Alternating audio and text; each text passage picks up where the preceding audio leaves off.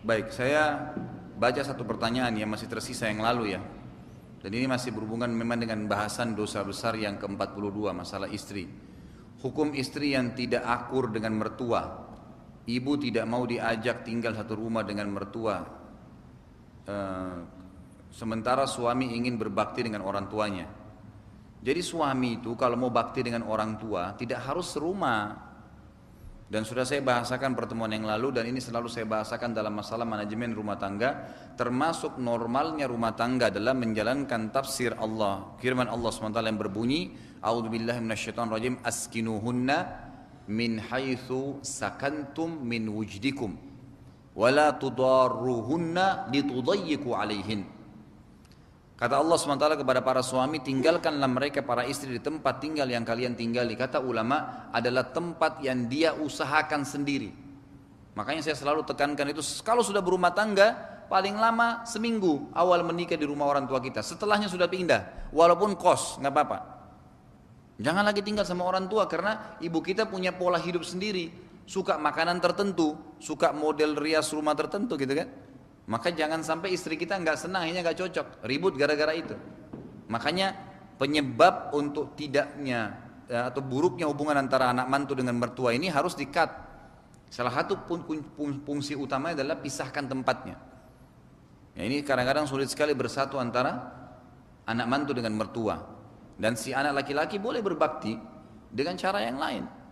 Nanti insya Allah silaturahim datang, yang memenuhi hajat-hajatnya, setiap hari dia datang bisa, Sabtu Minggu dia ajak istrinya ikut sama-sama, anak-anaknya, maka itu bisa terjadi gitu. Ya, jadi ini saya sarankan memang harus seperti itu. Sudah?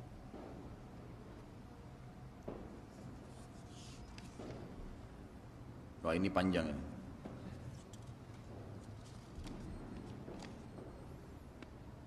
Waalaikumsalam, Ustaz mau bertanya, insya Allah tulisan yang benar seperti apa? INSYAA Allah disambung atau IN spasi SHAA spasi Allah atau IN spasi SYAA dan Allah dipisah. Jadi sebenarnya memang saya pernah dapat itu ada penulisan yang dituliskan oleh salah satu apa namanya yang ditokohkan lah ya dari India, Pakistan yang sekarang tinggal di Inggris. Dia katakan jangan tulis insya Allah dengan INSY gitu kan, tapi tulislah dengan INSH gitu kan, karena dalam bahasa Inggris itu ada arti tertentu yang tidak baik gitu. Tapi saya waktu itu terus terang kurang setuju ya, karena memang tidak bisa semuanya kita tarik ke bahasa yang ada gitu. Kalau yang dibakukan dalam bahasa Indonesia shin itu SY memang shin ya, kalau SH itu shod. Nah, seperti misalnya sirata. Kalau dalam bahasa Indonesia tulisnya SH awalnya si ya shod. Tapi kalau SY itu berarti shin. Maka wajar orang kalau tulis dalam bahasa Indonesia insyaallah INSY gitu kan. Biasa itu.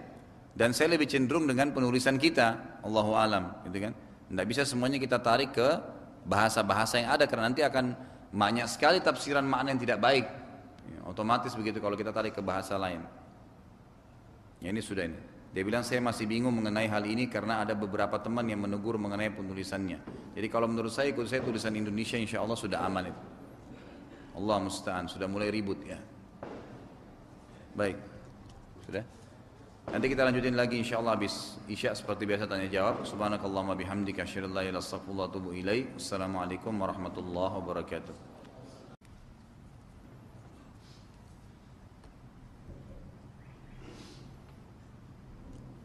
Assalamualaikum warahmatullahi wabarakatuh. Alhamdulillah wassalatu wassalamu ala Rasulillah. Saya pernah mendengar dan membaca ketika Nabi sallallahu alaihi wasallam Isra Mi'raj dan sebelum ke Arsy bertemu dengan Allah, dia melihat seorang pemuda di bawah kaki Arsy. Siapa dia? Apa informasi ini sahih atau dhaif? Allahu alam, saya tidak pernah menemukan riwayat seperti ini. Kalau di bawah arsy-Nya Allah itu belum pernah. Dan setahu saya semua riwayat yang berhubungan dengan Isra dan Mi'raj tidak ada informasi tentang arsy-Nya Allah. Yang ada itu hanya beliau menemui beberapa nabi di setiap langit. Itu saja. Tapi apakah beliau sampai ke bawah arsy-Nya Allah? Itu belum pernah ada saya temukan riwayat sahih menjelaskan masalah itu. Yang ada hanya pada saat tiba di Sidratul Muntaha, lalu beliau memberikan gambaran bagaimana indahnya Sidratul Muntaha, kemudian Jibril berpisah dengan beliau alaihissalam, kemudian beliau mendengarkan suara Allah Azza wa Jalla. Itu saja. Dan sebagian ulama mengatakan berarti Nabi SAW tidak melampaui Sidratul Muntaha pada saat menerima solat itu. Pada saat menerima solat itu, dalam beberapa riwayat yang lain dikatakan tiba-tiba cahaya Allah datang dengan sangat terang, sehingga waktu Nabi SAW ditanya dalam hadis Bukhari oleh Aisyah radhiyallahu anha, hal tara rabbak, apakah anda sempat melihat Tuhan anda pada saat itu? Kata Nabi SAW, nurun ala nur anna arah, Allah itu cahaya di atas cahaya, bagaimana aku bisa melihatnya. Jadi pada saat di Sidratul Muntaha itulah kelihatan cahayanya Allah Subhanahu wa taala, dan sampai situ saja. Jadi riwayat ini Allahu alam ya, kalau setahu saya belum pernah temukan secara pribadi, dan memang agak bertolak belakang dengan banyaknya hadis-hadis yang sahih. Ustaz, apa boleh seorang laki-laki tidak hafal Quran menikahi seorang hafizah, penghafal Quran? Boleh saja, asal hafizahnya mau. Kalau hafizahnya nggak mau, ini yang repot gitu kan. Kalau saya sarankan sih, ukhti yang hafal Quran ini kasih syarat, boleh saya terima lamarannya tapi hafal Quran dulu ya gitu. Nanti dia termotivasi hafal Quran gitu kan. Tapi setelah saya Allah alam boleh saja, nggak masalah itu. Bagaimana tata cara merayakan pernikahan secara syar'i? Ini sudah saya jelaskan kan. Jadi tidak boleh, pertama ada maksiat, tidak boleh ada kemaksiatan apapun sifatnya, pelanggaran, baik itu acara di akad nikahnya ataupun di acara gedungnya misalnya. Tidak boleh ada ikhtilat, penyanyi-penyanyi kan gitu, menggunakan alat musik, adanya makanan-makanan yang haram, semua itu tidak boleh. Sudah kita jelaskan poin itu. Kemudian harus ada walinya wanita, karena tidak sah pernikahannya tanpa izin walinya, yaitu ayah kandungnya. Kalau sudah meninggal maka boleh pindah kepada orang yang terdekat dengan dia, dan lebih baik kalau dia pindah kepada wali hakim, pemerintah.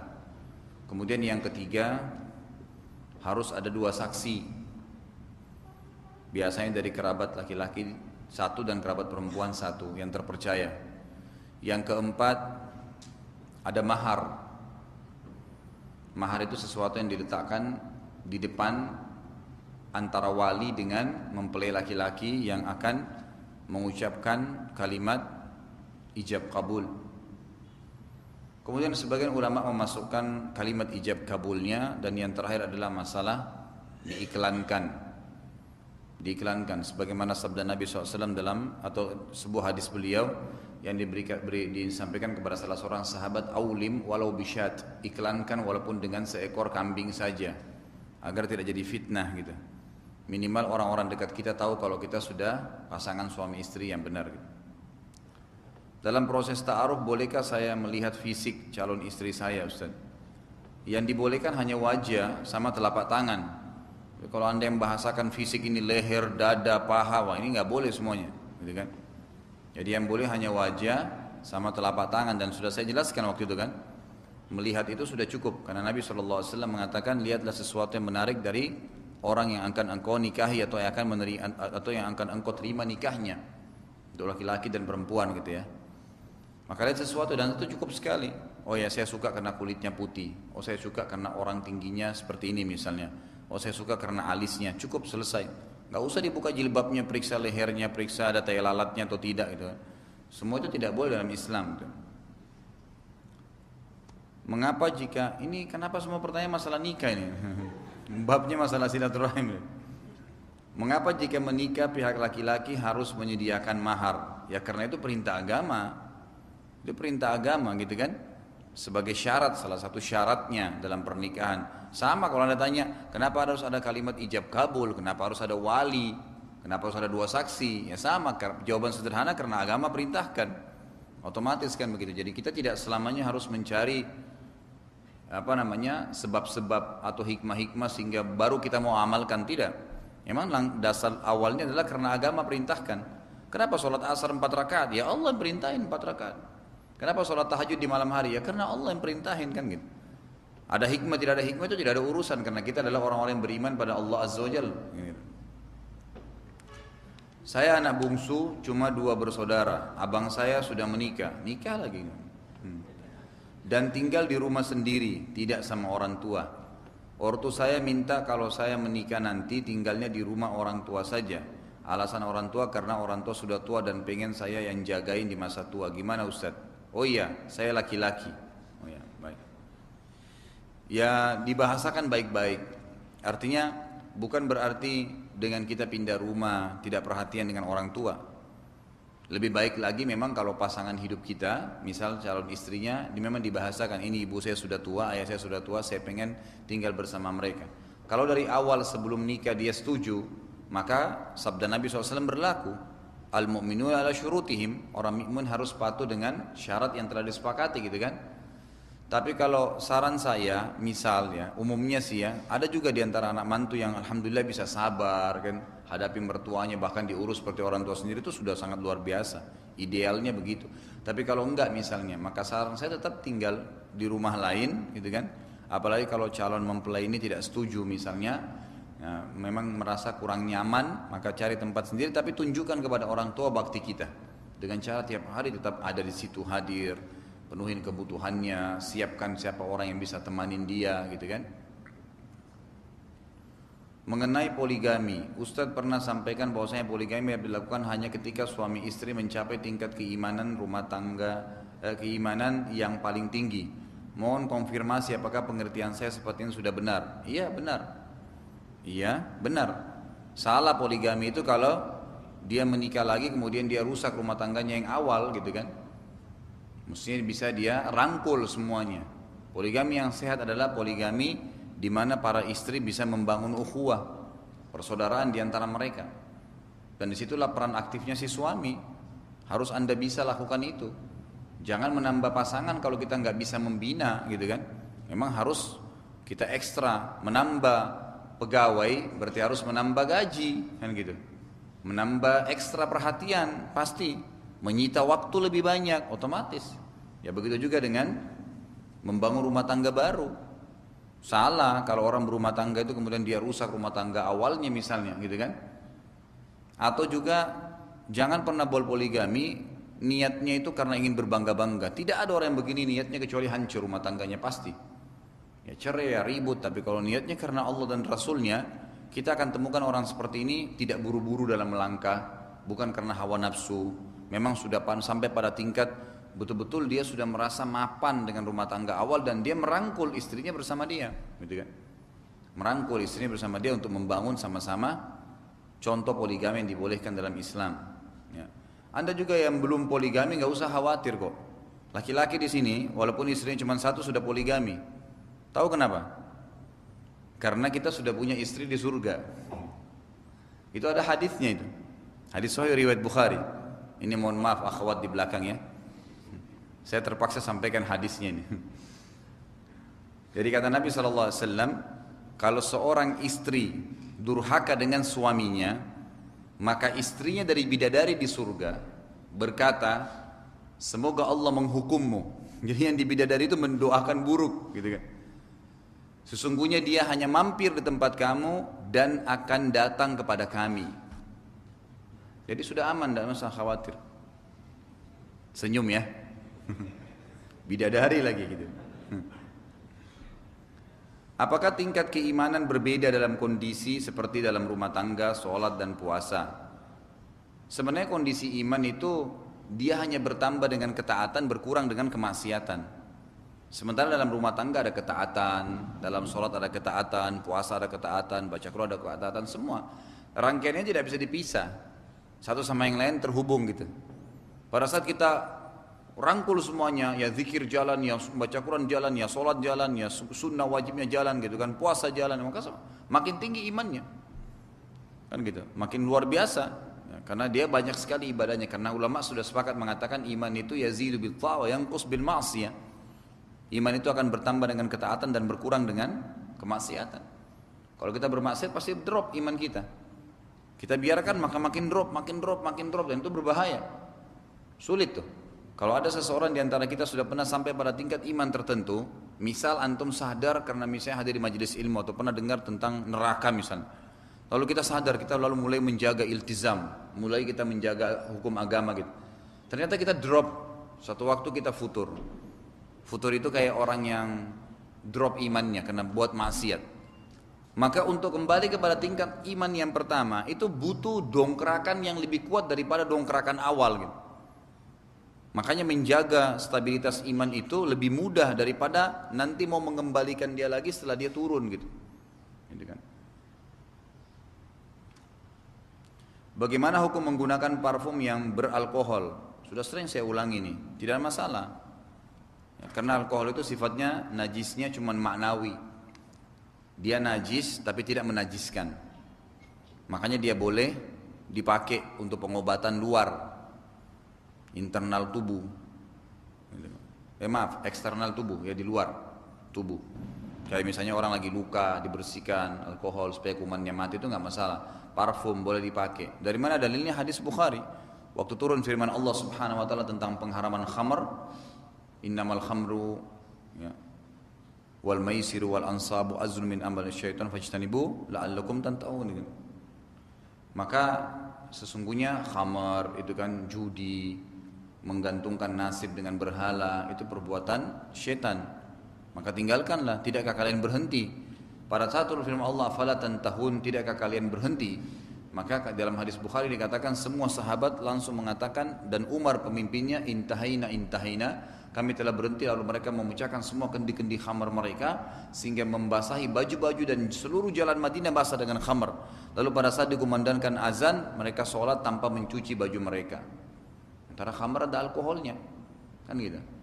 Nah, masalah khamar itu haram diminum itu hukum lain karena dia memabukkan. Hukum beda lagi. Masuk ke dalam badan dia memabukkan, itu hadisnya beda. Ma'asqara kathiruhu faqaliluhu haram. Yang kalau dikonsumsi banyak memabukkan maka sedikitnya haram. Itu beda lagi hukumnya. Adakah dalil sholat sambil membaca mushaf Al-Quran makmumnya? Jika ada, bagaimana dengan mushaf tersebut pas lagi ruku dan sujud?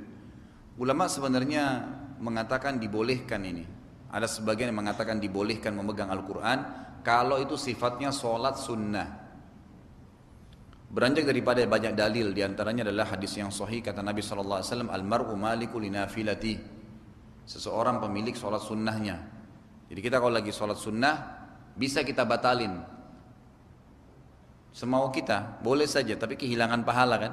Kalau sholat wajib nggak boleh kita batalin kecuali dengan udzur syar'i kan. Tapi kalau sholat sunnah nggak apa-apa. Kita lagi puasa Senin Kamis terus tiba-tiba mau batalin, boleh saja. Tapi kalau puasa Ramadan nggak boleh. Wajib, nggak boleh dibatalkan kecuali ada udzur syar'i. Nah jadi orang itu pemilik sholat atau ibadah sunnahnya, diantaranya sholat. Nah ulama mengatakan memang hadis ini global, tapi berarti boleh dihubungkan dengan hadis lain riwayat Bukhari, di mana kata Nabi SAW kepada orang yang musi'us sholah, ada sahabat yang berikan istilah sholatnya buruk.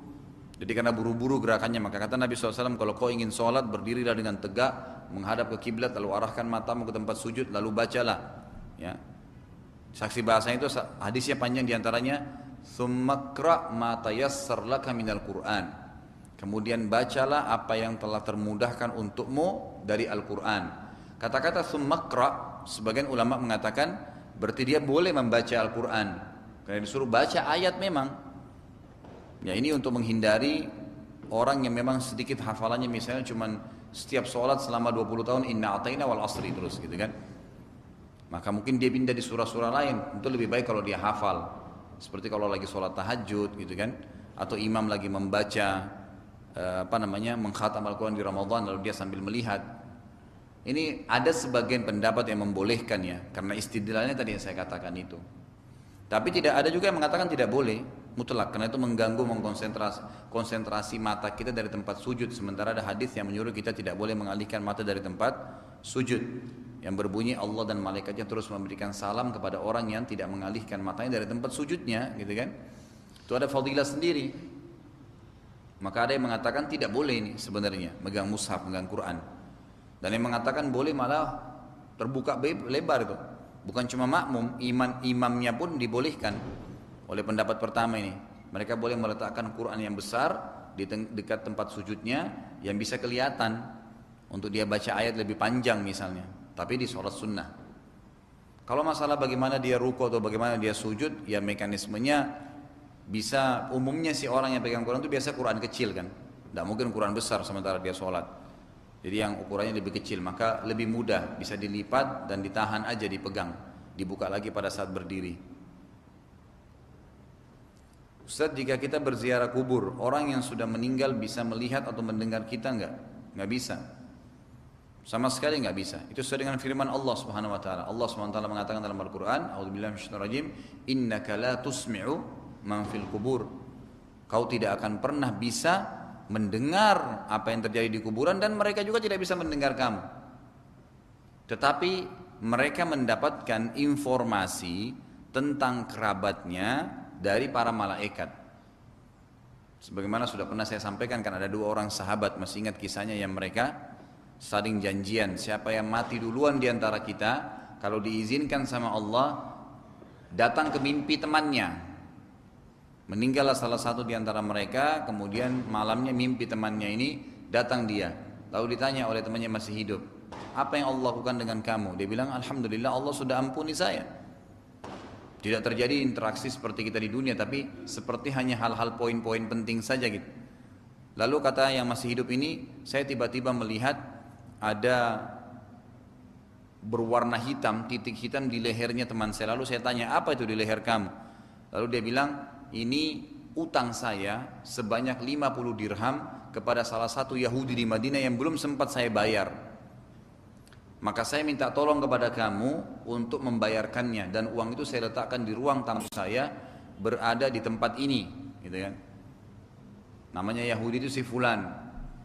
Bangunlah, sebelum bangun, lalu yang meninggal ini bilang dalam mimpi itu, ini kisah nyata dan dalam riwayat yang sahih. Cuma saya lupa nama 2 sahabat ini.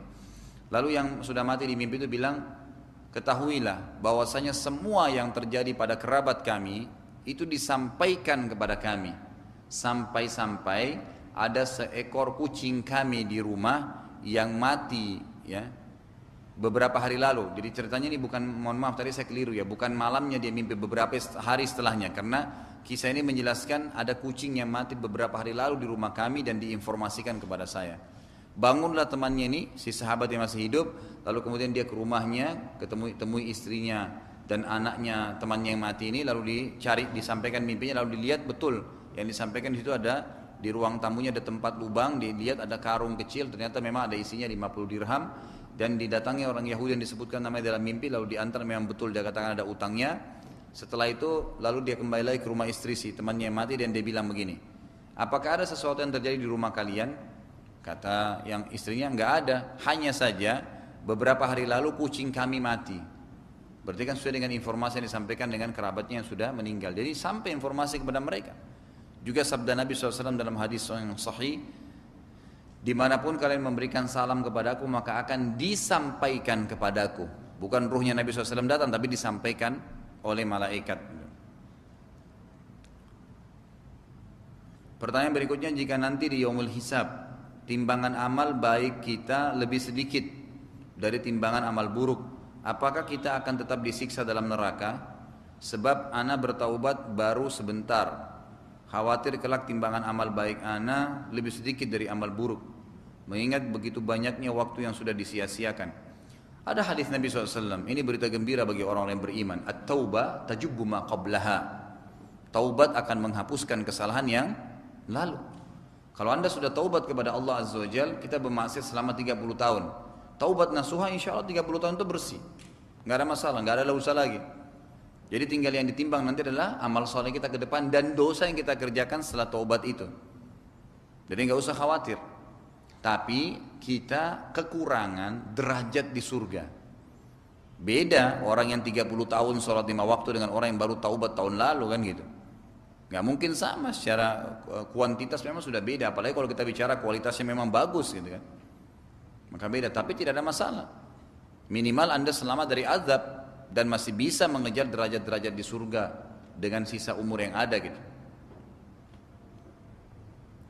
Yang ketiga, bagaimana pandangan Ustaz jika ana mulai menghafal Quran dengan tajwid dan makhraj yang sebenarnya masih belum baik dan tepat? Tidak ada masalah. Hadis sahih kata Nabi SAW, orang yang mempelajari Quran, membaca Al-Quran, dan dia mahir, dia kuasai tajwidnya, makharijnya, tempat penyebutan huruf itu, bacanya benar, maka dia bersama dengan para malaikat, derajatnya sama dengan para malaikat. Dan kalau seandainya dia membaca Al-Quran sementara dia yatata'ta dalam hadis, jadi dia terputus-putus, masih belum bisa, masih belum 100% mahir gitu, masih nyambung-nyambung, masih belajar, iqra' lah misalnya, gitu kan, maka dia mendapatkan 2 pahala. Artinya 2 pahala ini kata ulama hadis adalah didobelkan, 10 pahala per huruf jadi 20, gitu kan, karena ada upaya dia untuk membaca. Jadi nggak ada masalah, dan itu belum terlambat. Memang sudah semestinya Anda membaca dan mempelajari gitu. Ustadz, di kantor saya pernah ada ustadz yang bahas tentang tasawuf, dan dia tidak setuju kalau ada yang mengatakan tasawuf itu sesat. Pertanyaannya, apakah tasawuf itu dan benarkah ajaran tasawuf? Ya, orang memang yang masuk dalam aliran ini pasti menganggap itu benar, gitu kan, otomatis. Dan ini sebenarnya sudah sering saya ulangi ya, mudah-mudahan teman-teman yang sudah biasa dengar tidak jenuh kalau saya ulangi lagi penjelasannya. Kata-kata tasawuf itu diambil dari kata-kata suf. Suf itu artinya kain kasar. Awal mula munculnya ini di tahun 110 Hijriah di zaman Hasan Basri rahimahullah. Jadi beliau adalah ulama tabi'in yang terkenal juga sebagai anak susu Nabi SAW karena beliau pernah tinggal serumah dengan Ummu Salamah, istri Nabi SAW, gitu kan. Walaupun Ummu Salamah tidak pernah menyusui Hasan Basri, tapi pernah satu kali ibunya, ini kebetulan Hasan Basri adalah pembantunya Ummu Salamah, dan pernah satu kali ibunya Hasan Basri lagi sibuk dan dia masih masa menyusui, maka untuk menenangkan Ummu Salamah ya memberikan payudaranya kepada Hasan Basri yang masih kecil, maka diberikan julukan anak susu Nabi SAW. Beliau pernah melihat ada beberapa khalifah, ada khalifah di zaman beliau hidup itu sudah mulai menggunakan pakaian yang berlebihan, mewah, gitu kan. Kemudian kehidupannya sudah mulai agak mubadzir ya. Maka zaman itu pakaian ulama dengan pakaian umara, pemimpin dan ulama dan pemimpin itu punya pakaian khas. Begitu dilihat langsung ketahuan gitu. Maka pada saat itu beliau mengubah bajunya. Beliau seorang ulama besar, ada baju jubahnya sendiri, tapi beliau ubah, beliau menggunakan kain suf, kain kasar, untuk menunjukkan kepada khalifah yang pada saat itu lagi disorotin oleh beliau, perbuatan anda itu salah, melampaui batas gitu. Nah, karena beliau orang soleh, maka mulailah banyak orang murid-muridnya mencontohi. Dipikir itu memang sudah pakaian yang memang Hasan Basri suka pakai, padahal sebenarnya tidak, hanya waktu pada saat itu saja. Dan ini sekaligus kita luruskan karena banyak orang yang salah faham, terutama teman-teman yang masuk dalam tasawuf ini.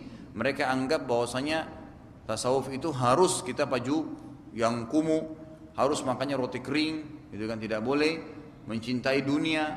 Itu salah, itu semua. Boleh saja orang normal mencintai dunia. Bukankah bagian daripada dunia adalah udara yang kita hirup, rumah yang kita tinggali, pakai kendaraan yang kita tunggangi? Semua itu biasa-biasa saja. Bahkan Nabi SAW memberikan nama untanya beliau, gitu kan, dikasih nama untanya ya. Kemudian beliau memberikan nama kudanya, dan beliau gemar untuk menunggangi kendaraannya itu. Beliau merasa senang dengan itu wajar kan gitu, tidak ada masalah. Tapi ini salah faham, karena tadi perilaku Hasan Basri dianggap beliau pakai baju suf itu dari itu sampai beliau meninggal. Padahal tidak, pada saat itu saja. Kemudian sambil menasihati khalifah beliau kembali lagi. Tapi sudah banyak orang yang mencontohi pada saat itu. Itu awal akar pertama kalimat suf dulu, tasawuf. Nah, suf pertama, suf saja, shad, waw, fa. Kemudian mulailah orang-orang yang belajar dari Hasan Basri ini bentuk pengajian-pengajian, dan mereka pakai baju-baju itu, gitu kan. Murid-muridnya lagi mulai pakai juga, gitu kan. Mulai nyebar nih. Maka halaqah-halaqah pengajian-pengajian para tabi'in ini yang menggunakan kain suf dikatakan tasawuf. Kan gitu. Baik, berkembanglah. Banyak orang-orang yang belajar dari tabi'in ini, mereka seperti apa ya? Kalau misalnya ada seorang ulama lah terkenal, namanya sampai mendunia, gitu kan? Atau namanya di Indonesia lah terkenal. Kemudian kita pernah belajar dengan dia. Pasti kalau teman-teman yang setara dengan kita lagi ngobrol, kita merasa bangga ya karena pernah belajar dengan orang itu. Nah zaman itu ulama-ulama tabi'in yang masyhur ini ada di antara memang murid-muridnya yang luar biasa, mulazamah. Setiap di mana dia ada pengajian dihadiri. Ada juga yang datang ya cuma 2 kali 3 kali, yang penting sudah pernah hadir. Jadi kalau teman-temannya pada ngobrol, oh iya saya juga tahu pernah saya hadir gitu. Tapi ada di antara mereka yang tidak bertanggung jawab nih. Seperti apa misalnya? Ada orang-orang yang datang dari daerah padang pasir waktu itu, orang-orang Badui tidak faham agama, mereka mendatangi halaqah-halaqah para ulama tabi'in. Lalu mereka datang ya seminggu 2 minggu, sebulan 2 bulan. Ya. Kemudian mereka pulang ke kaumnya, lalu mereka mengatakan, saya muridnya Ahmad bin Hanbal, saya muridnya Malik bin Anas misalnya, ulama-ulama besar. Saya muridnya Sa'id bin Musayyib, saya muridnya Atha bin Abi Rabah. Sehingga membuat orang-orang kampungnya menghormati dia, ditokohkan, gitu kan? Seperti kalau kita sekarang mungkin belum belajar, karena saya temukan begitu, ada orang-orang yang dipanggil ustadz, ada kiai, baca Qur'annya salah gitu. Dari mana gelarnya ini gitu? Ini semua kenapa? Karena mungkin dia mungkin pernah ceramah sekali, mungkin pernah sebutkan nama seorang ustadz yang terkenal sehingga dia akhirnya dianggap orang yang betul-betul sudah kompeten seperti itu, kan gitu. Maka yang terjadi orang-orang ini lalu dituahkan lah istilah tanda kutip di kaumnya di padang pasir ini, kemudian mereka membentuk halaqah-halaqah lagi. Nah karena keterbatasan ilmu mereka dan mereka tidak mau mengatakan tidak tahu, maka mereka akhirnya memfatwakan sembarangan. Ini boleh, ini nggak boleh. Dan orang-orang inilah yang terkenal memiliki tariqah-tariqah. Kalau bahasa Indonesia tarekat. Apa itu tarekat? Diambil dari kata-kata tariqah, jalan-jalan, jalur-jalur. Artinya tariqah itu maksudnya adalah, atau tarekat itu jalur jalan untuk beribadah kepada Allah. Tapi sesuai dengan versi mereka masing-masing ini. Maka ada tarekat ini, ada tarekat itu, ada tarekat ini, macam-macam tarekat-tarekat. Nah ini semua asalnya muncul dari orang-orang yang tadi. Makanya kita temukan teman-teman kita yang belajar tarekat itu, mereka asas-asasnya itu membedakan antara syariat dengan ma'rifat. Padahal syariat itu adalah di dalamnya masuk ma'rifat kepada Allah SWT. Ini enggak. Bahkan ada bahasa yang jelas, itu di kalangan orang-orang tarekat yang sudah merasa dirinya sudah level tinggi, mereka menganggap kalau orang awam memang belajar syariat. Tapi kalau orang yang masuk jadi sufi, maka dia cukup mempelajari atau ma'rifat sampai akhirnya pada tingkat hubungannya dengan Allah itu dia berhubungan dengan cara dia. Misal dia sholat 1000 rakaat, misal dia berzikir dengan zikir tertentu. Dan untuk ya membuat tarekat-tarekat ini supaya bisa lebih terprogram, dibuatkanlah istilah namanya maqamat. Apa itu maqamat? Maqam-maqam. Misalnya tarekat A punya maqam-maqam. Kita kalau masuk ke tarekat ini nanti ada maqam 1 kita apa istighfar 1000 kali, maqam 2 kita sholat sekian banyak, maqam 3 maqam sampai maqam tertinggi nanti itu sudah dianggap wali.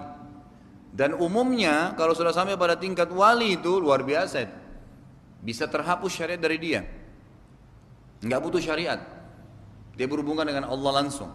Dan ini cukup banyak dulu saya berikan contoh-contoh ya. Mereka menganggap ada informasi-informasi gaib datang dari Allah langsung kepada dia. Ada yang mengaku ketemu Jibril, ada yang mengaku ketemu dengan Nabi Khidir, ada yang mengaku luar biasa. Yang tidak masuk di akal, dan ini semua saya pastikan ya, mudah-mudahan Allah berikan hidayah kita semua dan menjaga kita, itu semua permainan jin. Makanya kalau kita lihat kisah para tabi'in, para ulama salaf kita dulu, ada di antara mereka yang lagi sholat, gitu kan. Kemudian di malam hari, kemudian tiba-tiba dia lihat di hadapannya ada cahaya putih terang. Sementara selesai sholat dia lagi berzikir nunggu subuh gitu, gelap malam hari. Lalu ada suara terdengar dari cahaya itu mengatakan, namanya kebetulan dia Abdullah. Wahai Abdullah, saya sudah mengetahui ketulusanmu beribadah kepadaku, maka mulai hari ini ya saya sudah mengangkat darimu kewajiban sholat. Artinya bukan wajib lagi. Maka si Abdullah ini mengatakan dalam kisah dalam riwayatnya, maka saya langsung mengatakan a'udzu billahi minasyaitonir rajim, kamu pasti syaitan dan bukan suara dari Allah ataupun malaikat. Tiba-tiba hilang cahaya itu. Ditanya oleh teman-temannya waktu dia ceritakan kisahnya, kenapa kau bisa pastikan itu syaitan? Dia bilang enggak mungkin, Allah mensyariatkan sholat, Nabi Muhammad SAW sampai meninggal tetap syariat sholat tidak pernah dihapus. Kenapa bisa tiba-tiba suara itu mengatakan diangkat kewajiban dari kamu? Bentrok dengan hukum Allah gitu kan. Berarti dari syaitan, dan memang betul. Begitu mereka kadang-kadang mengelabui.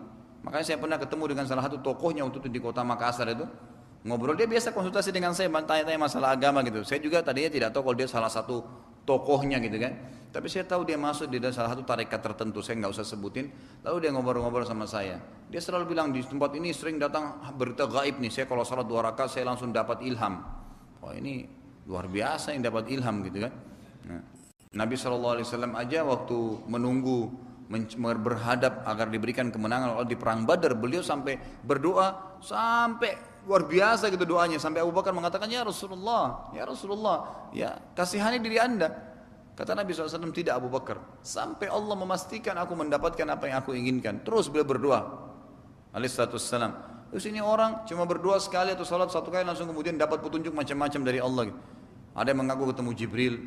Dia ngobrol sama saya 1 hari lalu, dia bilang, kalau saya sih masih begitu levelnya, ada teman saya lebih hebat Ustaz. Oh bagaimana itu? Langsung dia bilang, waktu saya lagi duduk sama-sama, langsung dia bilang, shh diam, itu Jibril lagi senyum dengan saya. Nah, itu kisah nyata, ini dia cerita sama saya sendiri gitu. Saya sampai kaget, ketemu Jibril alaihissalam ini.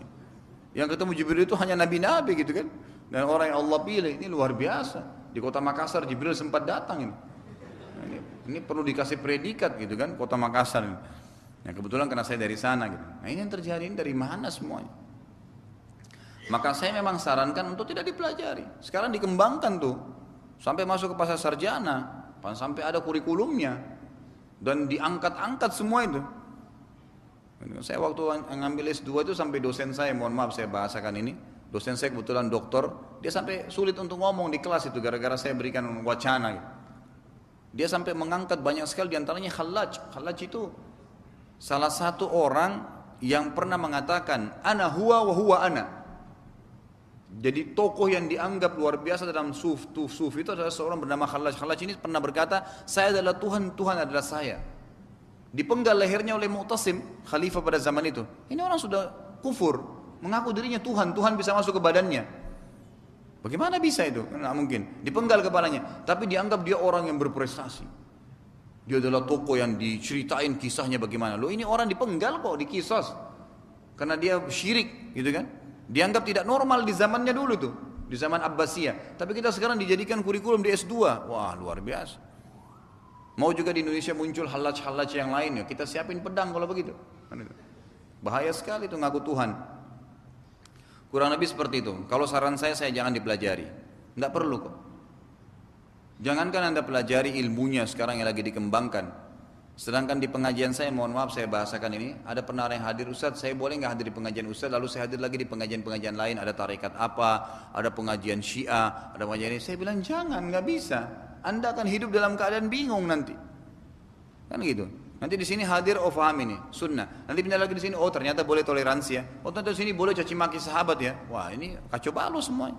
Emang nggak boleh, jangan berikan peluang karena pasti ada pengaruhnya. Manusia ini mudah sekali terpengaruh ya. Coba Anda lagi jalan sama teman terus teman Anda bilang begini, aduh saya mau kencing nih. Terpengaruh tuh, kita bisa juga mau kencing kita. Sudah umum, apa yang kita dengar biasa berpengaruh, apa yang kita lihat berpengaruh. Jadi bahaya. Makanya jauhi semua yang bisa merusak akidah kita gitu. Saya memakai jasa asuransi konvensional yang tiap bulan saya menyetorkan sejumlah uang dari gaji saya untuk iuran asuransi tersebut dan setelah 5 tahun dana saya yang terkumpul di asuransi tersebut dapat diambil dan rencananya dana tersebut saya mau ambil dan saya mau gunakan untuk bisnis. Apakah dana tersebut boleh digunakan untuk berbisnis? Saya sudah katakan tuh hari, kalau asuransi konvensional yang sifatnya ada biaya pendaftaran misalnya, atau ada gharar, yang paling sering dari asuransi itu gharar. Apa itu gharar? Merugikan salah satu pihak. Telah digunakan untuk menyajikan katak sebagai makanan, apakah tetap najis juga seperti halnya babi? Kata itu khilaf di antara ulama. Kalau yang setahu saya Imam Malik rahimahullah mengatakan tidak boleh, karena dianggap kata itu hidup di 2 alam, gitu kan? Dia bisa hidup di air, dia bisa hidup di darat. Nah sementara ada riwayat yang melarang kita untuk mengkonsumsi hewan yang hidup di 2 alam, gitu kan? Kecuali kalau hewan itu memang dominannya di satu wilayah. Misal memang dia dominannya di darat misalnya. Maka dilihat kategori haram di darat apa? Bertaring, mencengkram, menyerang dengan pelatuknya. Kalau tidak ada berarti dia nggak masalah. Tapi kalau dia dominan di air maka umumnya halal, karena semua yang di air halal. walaupun dia bertaring. Ikan hiu itu halal dimakan, nggak ada masalah. Kalau sekarang fatwa Lajnah Daim yang terakhir itu dihalalkan. Bahkan fatwa Lajnah Daim itu mengeluarkan fatwa sekarang yang terakhir itu buaya pun dibolehkan dimakan. Karena dianggap dia hewan air sebenarnya, dia cuma datang ke darat itu untuk mengeringkan atau memanaskan dirinya dengan matahari, kemudian dia langsung masuk di air. Umumnya di air, menyerang pun dari air gitu kan. Maka berarti dia dikategorikan hewan air. Ini fatwa-fatwa yang terakhir. Dan kata pun seperti itu, dianggap dia sebenarnya adalah hewan darat, bukan hewan air. Dia hanya suka tempat lembab. Nah, sementara dia tidak ada indikasi yang mengharamkannya, seperti bertaring misalnya, ya seperti mencengkram, itu kan tidak ada semua di kata. Maka hukumnya halal saja. Ya, tinggal khilaf di antara ulama, apakah ya jijik itu ya tidak disenangi oleh satu kaum membuat hal tersebut jadi haram, maka pendapat ulama mengatakan tidak. Ada yang mengatakan iya, gitu kan? Apakah memang jijik cukup untuk membuat dia haram? Maka jumhur ulama mengatakan tidak. Jadi Allahu a'lam, yang saya tahu tidak masalah. Kalau pernah dimasak, maka itu berarti dipakai. Betul, karena ada pendapat yang mengatakan boleh, maka boleh. Ada juga pendapat yang mengatakan tidak boleh ya. Umumnya tidak dibolehkan. Seperti Imam Malik rahimahullah tadi mengatakan tidak boleh. Berarti termasuk juga wadah yang dipakai untuk memasak itu dijauhi. Yang terakhir, dalam hukum ekonomi syariah, apakah dibolehkan suatu individu atau lembaga keuangan meminta jaminan pinjaman dalam kasus pinjaman modal kerja dan modal usaha? Jadi apabila nasabah tidak bisa mengembalikan uang pinjaman tersebut dikarenakan usahanya merugi, jaminan tadi sebagai pengganti hutangnya, sehingga di sini lembaga keuangan tersebut tidak memiliki risiko merugi atau apapun. Setahu saya tidak bisa seperti itu. Bisnis dalam Islam itu memang untung rugi ditanggung bersama. Kalau begitu dia mau enaknya saja, gitu kan? Ya nggak bisa. Kalau kita sudah bisnis sama seseorang, kita harus tahu kita letakkan dana kita di tempat orang yang benar, maka kita harus ikut sama dia di laba ruginya, untung ruginya. Kecuali kalau memang orang ini penipu misalnya, orang ini memang tidak jelas, dia ada keuntungan, dia bohong, dia bilang enggak. Makanya di sini ulama mengatakan dibolehkan kita mengambil aset dia, ya senilai uang kita. Tapi apakah kita diharuskan memberikan jaminan? Maka tidak ada itu. Dalam Islam setahu saya tidak ada itu. Memberikan jaminan itu tidak ada. Kalaupun ada jaminan, maka jaminan itu tidak akan hilang. Ya, tidak akan hilang. Terutama misal kalau dalam kondisi perusahaannya lagi rugi memang, maka nggak boleh, gitu kan? Nah, boleh kita tiba-tiba mengambil uang kita. Tapi kalau dalam kondisi misalnya jaminan diambil, ya seperti saya katakan mengambil barang dia, kalau memang kita dapat memang dia ada manipulasi, dia berbohong, ya menipu kita misalnya, maka kita ambil asetnya dibolehkan. Kalau tadi jaminan awal kita ambil karena kita tahu memang dia menipu, maka itu tidak ada masalah. Tapi kalau kita ambil dari awal pada saat dia rugi kita tidak mau tahu, pokoknya ini diambil jadi aset kita, maka itu tidak boleh dalam Islam. Termasuk dalam bab gharar juga. Saya difitnah dan dianiaya oleh keluarga suami. Setelah saya mendengar ceramah Ustadz, saya memaafkan. Tapi untuk silaturahim saya tidak mau, takut berdosa. Saya tidak mau atau takut berdosakah saya? Jadi sebenarnya menjaga jarak itu tidak masuk dalam memutus silaturahim. Menjaga jarak ya. Misal ada keluarga kita lisannya terlalu tajam, kalau datang itu ngomong maksiat saja.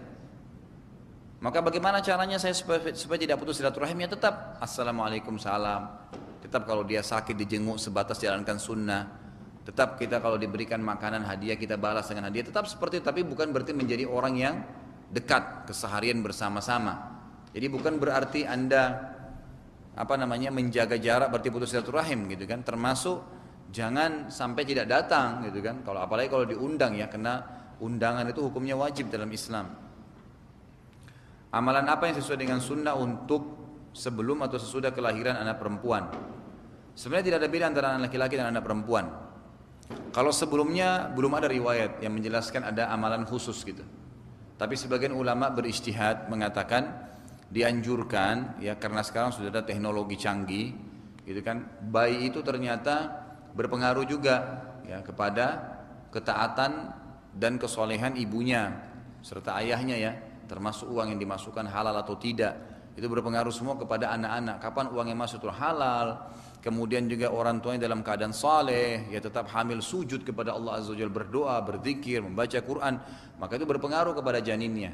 Dan ulama mengatakan alangkah baiknya kalau sekarang seperti sudah ada MP3, MP4, apalah ya, mungkin kalau zaman yang sebelumnya kita pakai tape recorder, didengarkan bayi itu dengan Al-Quran, maka itu sudah pernah dipraktikkan di beberapa negara Arab, ternyata anak itu lebih cepat hafal Quran. Jadi pada saat mulai hamil, didengarkan terus, ya dari Al-Baqarah sampai An-Nas, khatam didengarkan lagi, walaupun ibunya lagi tidur gitu kan, tetap didengarkan, jadi dia terbiasa. Ternyata setelah dia lahir itu lebih mudah untuk hafal Quran. Ini diantara metode kalau sebelum lahir. Tapi kalau secara khusus adakah riwayat? Belum pernah ada riwayat yang datang kepada kita dari Nabi SAW bahwasanya Nabi menganjurkan amalan khusus sebelum lahir ya. Kalau sesudah lahir ada, banyak itu. Yang paling pertama adalah kita dianjurkan untuk memberikan nama yang baik, kemudian mengakikahkannya. Dan tolong saya tekankan ya, memberikan nama yang baik ini, saya selalu anjurkan ini secara pribadi ya, tinggalkan tradisi membuat nama yang terlalu panjang. Kita di Indonesia ini namanya Masya Allah gitu kan, Ahmad Muhammad Yusuf gitu kan, panjang sekali, Sri siapa gini-gini 3, 4, nanti cuma satu nama yang dipakai. Kita harus mencontohi kedua kita. Nabi Muhammad SAW namanya cuma Muhammad. Abu Bakar, Umar, kan tidak pernah ada namanya Umar, Uthman, Ali. Ya, Umar sendiri, Uthman sendiri, Ali sendiri. Nama pendek-pendek semua, kan gitu. Itu yang sunnah. Dan nama juga itu usahakan jangan diringkas-ringkas. Muhammad ya panggil Muhammad, jangan Mat. Gitu. Ya supaya memang berkah namanya ada, gitu kan. Muhammad kan artinya terpuji, gitu. Jadi saya sarankan tinggalkan nama yang terlalu panjang itu. Saya sering ditanya begitu di SMS atau di BBM, Ustaz, bagaimana pendapat Ustaz dengan namanya ini? Saya mau anak saya cerdas, bijaksana, pintar, gagah. Terus dipilihlah bahasa Arab satu-satu, dicopot-copot dari sini. Jadi nama anaknya panjang sekali. Untuk apa? Nggak usah. Contoh kita kan sudah ada. Dan Nabi SAW menuntun kita dengan nama-nama. Beliau mengatakan nama yang paling Allah cintai adalah Abdullah dan Abdurrahman. Kemudian datang setelahnya semua yang bernama Abdu kalau anak laki-laki. Kemudian datang setelahnya nama nabi-nabi. Kemudian datang setelahnya nama para sahabat Nabi. Kalau perempuan, maka kita memilih nama-nama ibu-ibu Nabi, seperti Maryam, gitu kan. Kemudian istri, nama-nama wanita-wanita saleh yang disebut dalam Al-Quran atau dalam Sunnah, seperti Asia, istrinya Fir'aun yang beriman, gitu kan. Kemudian juga ada hadis yang berbunyi 4 wanita pemimpin ahli surga, Khadijah, Fatimah, Asia dan Maryam, gitu kan. Itu diantaranya. Itu ada nama-nama sahabiat banyak sekali. Dan rata-rata namanya ini semua kalau anda lihat pasti satu nama saja. Juga berhubungan dengan nama ini, kalau sudah menikah, tolong akhwat kita kalau belum paham hukum ini, jangan pernah hilangkan nama ayah anda. Jadi misalnya ada seseorang menikah dengan si A, nikah dengan si B, nama ayahnya dia A binti Z misalnya. Begitu dia nikah, diganti nama ayahnya dengan nama suaminya, nggak boleh. Nabi SAW melarang menisbatkan nama kepada selain ayah. Makanya Aisyah setelah menikah dengan Nabi SAW namanya Aisyah binti Abi Bakar, nggak pernah dikatakan Aisyah Muhammad. Mana pernah? Nggak pernah. Hafsah tetap Hafsah binti Umar. Tidak pernah sama sekali. Kita kan punya syariat, harus dipenuhi, harus kita ikutin gitu.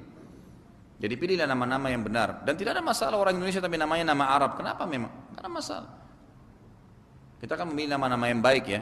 Tapi juga nama Arab harus ditahu artinya. Karena ada orang di Pakistan pernah terjadi begitu. Anaknya lahir kembar, dia bilang saya harus buka Quran. Buka nama, dapat kalimat khairum bariyah dan syarrum bariyah. Dikasih nama anaknya khairum bariyah itu surga, syarrum bariyah itu neraka, gitu kan? Karena dia pikir ini mirip, ya sudah diambil. Nggak bisa juga begitu, harus tahu artinya, gitu kan? Jangan juga salah. Makanya saya kategorikan tadi, cari nama-nama yang sudah dipakai oleh sahabat. Sahabat itu sudah jelas banyak, ada 70.000 sahabat, banyak sekali. Itu kan nama-nama yang bagus-bagus, apalagi yang punya peran-peran besar dalam Islam. Dan juga pada saat memberi nama, niat berpengaruh ya.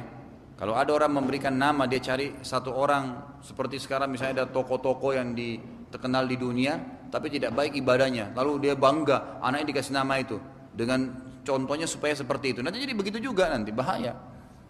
Kita harus minta supaya anak-anak kita menjadi orang-orang yang soleh dan soleha, gitu kan. Yang pertama kasih nama, yang kedua akikah. Anak perempuan disembelihkan 1 ekor kambing, anak laki-laki 2 ekor kambing. Bagaimana jantan atau betina boleh. Umurnya minimal 1 tahun kalau kambing, kalau domba 6 bulan. Yang penting tidak cacat. Dan dianjurkan kalau bisa si ayah sembelih sendiri. Kan belajar untuk menyembelih itu termasuk sunnah, ibadah. Gitu kan? Dan ini tidak boleh diganti hewan lain, harus kambing. Saya itu hari sempat lihat cuplikan ceramah dari salah satu ustadz di Jawa Timur. Saya kaget gitu, bahas masalah akikah gitu kan. Lalu moderator tanya, Ustadz, akikah itu boleh nggak diganti? Kalau orang tidak mau kambing diganti sapi? Oh boleh saja. Makin besar hewannya makin besar pahalanya. Berarti kalau unta lebih besar lagi pahalanya. Ini dari mana ini? Lalu moderator sempat bilang begini, loh selama ini saya ikuti ustadz, ini di shooting ya. Selama ini saya ikuti ustadz-ustadz lain selalu mengatakan memang terkisar di kambing saja. Oh memang mereka, kalau saya lain. Gitu. Wah ini berani sekali gitu. Saya sampai kaget loh, ini orang luar biasa ini. Siap-siap dibakar di api neraka ini. Membuat hukum sendiri bagaimana itu? Kan itu. Ya, Nabi SAW sudah tentukan kambing nggak pernah diganti, ya nggak bisa kecuali domba saja kan gitu. Nggak bisa diganti itu walaupun dia orang bule, dia orang Afrika, orang Arab, orang Melayu sama saja kan gitu. Dan ini disunnahkan dan dianjurkan di hari ke-7, di hari ke-7 dari lahirnya. Nah hari ke-7 dari lahirnya ini dihitung dari hari dia lahir. Misal dia lahir Selasa malam, mulai hitung hari Selasa. Selasa, Rabu, Kamis, berarti hitung sampai 7 hari ke depan. Ini pendapat yang paling kuat. Pendapat kedua mengatakan masih boleh menggunakan hadis yang masih diperselisihkan oleh para ulama. Ada yang menghasankan, Ibnu Qayyim diantaranya mengangkat hadis ini. Boleh di hari ke-7, hari 14 atau hari ke-21. Kemudian yang ketiga adalah mentahnik. Tahnik itu mengunyahkan kurma sampai halus kemudian menempelkan di langit-langit si bayi tadi. Lebih baik kalau ada orang soleh yang bisa diminta, karena para sahabat biasa meminta Nabi SAW mentahnikkan. Kalau tidak kita ragu maka boleh orang tuanya, itu kan orang tuanya sendiri. Makanya dianjurkan, tidak ada batas hari, ini kapan saja boleh dilakukan, terutama waktu masih baru lahir. Kata ulama sangat sehat kalau yang pertama masuk ke dalam perut si bayi itu ASI ibunya dan sari kurma tadi. Jadi dikunyah sampai halus sekali, betul-betul halus, baru ditempelkan ke langit-langit dan sangat sedikit saja. Itu ukurannya sedikit saja, gitu kan? Ini juga tahnik, gitu kan? Ini diantara yang dilakukan pada saat mereka sudah lahir, gitu. Nah, tidak ada dalam Islam itu pusarnya pada saat lepas sisa plasenta itu sering dibahasakan ini saudaranya. Maka harus tahu dalam kendi ditanam di tanah. Dari mana ini? Enggak ada masalah itu. Biar Anda taruh di sungai dia mengalir enggak masalah. Katanya kalau dimakan hewan nanti bisa jadi nakal dia. Bisa jadi ganas. Dari mana semua ini? Karang-karang. Kita ini orang Islam punya hukum. Enggak ada masalah. Itu kan sisa plasenta yang sudah tidak dipakai. Enggak masalah. Mau ditanam boleh, mau ditaruh kresek, dibuang di sampah, enggak masalah sebenarnya. Enggak ada hubungannya sama sekali dengan si bayi gitu. Juga sama dianjurkan kita untuk mencukur rambutnya.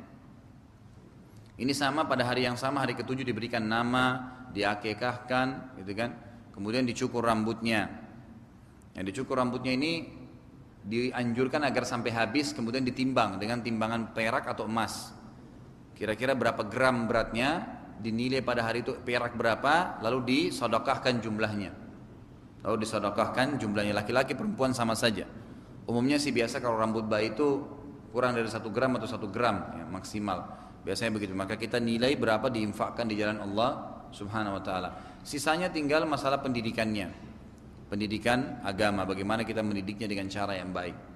Kalau ada orang misalnya tidak sempat berakikah, maka yang lebih kuat pendapat mengatakan tidak perlu akikah lagi.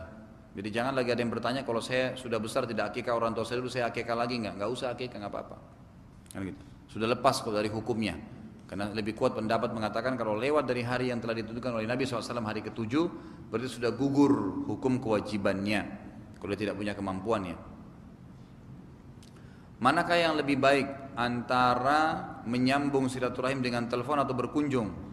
Ya tergantung kondisi. Sebenarnya tentu lebih baik kalau kita berkunjung ya. Kan itu. Apalagi kalau memang itu sifatnya mahram. Karena ada juga rahim kita yang bukan mahram kan? Seperti sepupu itu rahim juga, tapi bukan mahram. Nah, kalau kita ketemu interaksi, kemudian cuma berdua, maka hukumnya haram juga dalam agama. Nah, itu diantara contohnya. Tapi kalau misalnya orang tua, saudara kandung, paman, tante yang memang mahram juga, jadi bergabung antara rahimnya dengan mahramnya, maka itu lebih baik berkunjung tentunya. Karena berkunjung kan bisa kita bawa hadiah, Masuk hadis lain lagi, tahadu tahabu, saling memberikan hadiah lah maka kalian akan saling mencintai, saling menghormati gitu kan. Kemudian kita tahu keadaan rumahnya, mungkin kita bisa bantu apa, mungkin antum bisa bawa buku, dihadiahkan ke dia. Banyak hal yang bisa dilakukan kalau berkunjung, tentu lebih besar manfaatnya. Kalau tadi yang saya sarankan telepon itu agar tiap hari ada jadwal gitu loh. Nggak usah repot-repot, dari rumah ke kantor aja deh. Luangkan waktu 1 menit 2 menit sementara macet telepon gitu kan, atau SMS gitu.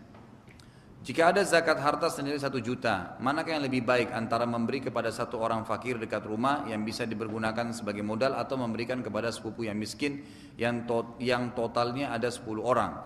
Ya tergantung kondisional sebenarnya. Tentu saya katakan tadi di awal pertemuan, kalau kasuistiknya memang itu ada hubungan kerabat, tentu lebih bermanfaat untuk kerabat. Lebih besar pahalanya karena Nabi SAW katakan itu tadi, gitu kan? Oh, ini sudah semua tadi ya.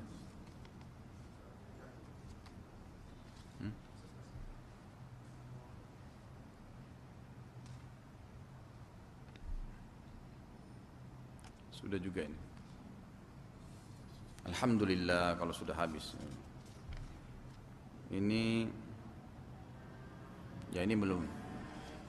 Ustaz, bagaimana kalau saya memutuskan ukhuwah dengan sahabat saya karena dia mengaku dan mengatakan sebagai Syiah, Rafidhah, dan bagaimana hukumnya kalau saya menyatakan dia sahabat saya, saya menyatakan dia bukan Islam. Terima kasih. Ya. Jadi kalau tadi tuh di antara sunnah ibadah atau sunnah perintah agama kita dalam berhubungan atau menjaga ukhuwah adalah kita bersatu karena Allah dan berpisah karena Allah. Kalau ada orang yang sudah jelas-jelas jadi teman kita dan mengaku saya orang Syiah Rafidhah, itu luar biasa itu. Tahukah Syiah Rafidhah itu siapa? Syiah Rafidhah itu yang mengatakan Quran itu kurang, mengkafirkan sahabat, gitu kan? Mengatakan Jibril berkhianat, banyak sekali pelanggarannya. Maka itu bukan cuman dibatasi, memang harus ditinggalkan ukhuwahnya setelah kita nasihatin. Memang nggak boleh, nggak ada ukhuwah di situ. Mereka itu masuk dalam kategori orang-orang yang munafik, yang menyembunyikan keislamannya gitu kan. Bahaya sekali. Alhamdulillah kita sangat bersyukur kepada Allah. Allah mudahin di Indonesia ini MUI sendiri sudah mengeluarkan buku yang menjelaskan tentang sesatan Syiah itu, dan itu memang harus dijauhi. Kalau anda mengatakan dia bukan Islam, ya kalau memang dia mengikrarkan pengkafiran sahabat kan gitu, kemudian mengatakan memang Quran kurang, maka itu memang sudah keluar dari agama Islam. Taubatnya harus mengulangi syahadat. Bagaimana bisa dia mengkafirkan sahabat-sahabat Nabi yang memang kata para ulama mengkafirkan sahabat Nabi berarti mengkafirkan orang-orang yang telah Allah puji dalam Al-Quran. Radiyallahu anhum wa radu'an. Allah sudah ridho dengan mereka, gitu kan? Kemudian mereka juga berarti menghina Nabi SAW karena Nabi berarti salah pilih sahabat. Tidak mungkin Allah pilih. Sementara ada hadis yang berbunyi, kata Nabi SAW, Allah melihat hati-hati hambanya maka ditemukan hatiku yang paling bersih. Lalu Allah melihat hati-hati setelah hatiku maka Allah menemukan hati para sahabatku. Ini jelas sahabat itu pilihan, gitu kan? Sahabat itu pilihan dari Allah Subhanahu wa taala. Jadi sangat positif kalau kita memutuskan hubungan gitu. Kecuali kalau memang kita lihat dia orang hanya terpengaruh dan kita bisa mendakwainya. Apakah tafsir ayat terakhir dalam surah Al-Kautsar termasuk dalam kategori memutuskan silaturahim? Setahu saya maksudnya seperti apa ya? Saya nggak ngerti pertanyaannya. Inna syani'aka huwal abtar maksudnya. Ya. Kalau yang dimaksud di sini adalah terjemahan, ya, ditarik secara individu kepada kita, mungkin bisa kemana-mana jabarannya. Tapi setahu saya ini memang adalah peringatan untuk Nabi Sallallahu Alaihi Wasallam. Memang untuk Nabi Sallallahu Alaihi Wasallam dan tidak ada masuk atau tidak masuk dalam kategori putus silaturahim. Yang memutuskan silaturahim, intinya silaturahim dalam Islam disuruh dijaga. Termasuk kepada orang tua kita saja yang kafir, kita masih dianjurkan untuk melanjutkan hubungan dengan mereka. Kerabat kita yang kafir, yang penting jangan sampai kita mendukung ibadahnya. Misal ada sepupu saya Nasrani, bolehkah saya menjenguk kalau dia sakit? Boleh. Bolehkah saya bantu kalau dia butuh bantuan uang? Boleh. Oh, dia tinggal di sebuah daerah karena gempa, bolehkah saya bantu? Boleh, nggak masalah. Sebab itu masih dibolehkan kan? Khairun nasi anfa'uhum linnas, kata Nabi SAW. Orang yang paling bermanfaat, orang yang paling baik di antara kalian orang muslim adalah orang yang paling bermanfaat bagi manusia. Kita mesti harus berbuat baik dengan mereka. Siapa tahu dengan itu mereka dapat hidayah kan gitu. Itu tidak ada masalah. Kita boleh berbuat, tapi jangan masalah ibadah. Kalau kita disuruh nyumbang bangun gereja nggak boleh. Tapi kalau kita membantu, kita jalan di jalan ada orang tabrakan, setelah kita dekatin ternyata pakai kalung salib dibantu, gak bantu, nggak masalah, gitu kan? Jadi sebatas itu boleh. Kita melanjut. Nah, yang tidak boleh itu seperti membantu tempat ibadahnya atau menghadiri keadaan kerabat kita yang sudah meninggal dalam keadaan kafir ya. Karena Nabi SAW mencontohkan menjenguk orang Yahudi yang lagi sakit, tapi tidak pernah ada riwayat yang menjelaskan Nabi SAW mendatangi rumah mereka yang sudah mati, nggak pernah. Karena takziah itu mendatangi rumah orang yang sudah mati itu termasuk bagian daripada ibadah. Maka nggak boleh kita hadir di rumah dukanya orang non muslim, gitu kan? Tapi kalau pada saat dia sakit boleh kita jenguk, boleh. Pada saat dia butuh bantuan, pada saat dia hidup boleh. Sebatas yang agama masih bolehkan. Kurang lebih seperti itu. Allahu a'lam. Alhamdulillah sudah selesai sampai sini. Kalau ada benar dari Allah, kalau ada salah dari saya mohon dimaafkan. Subhanakallahumma bihamdika asyhadu an la ilaha illa anta astaghfiruka wa atubu ilaik. Wassalamualaikum warahmatullahi wabarakatuh.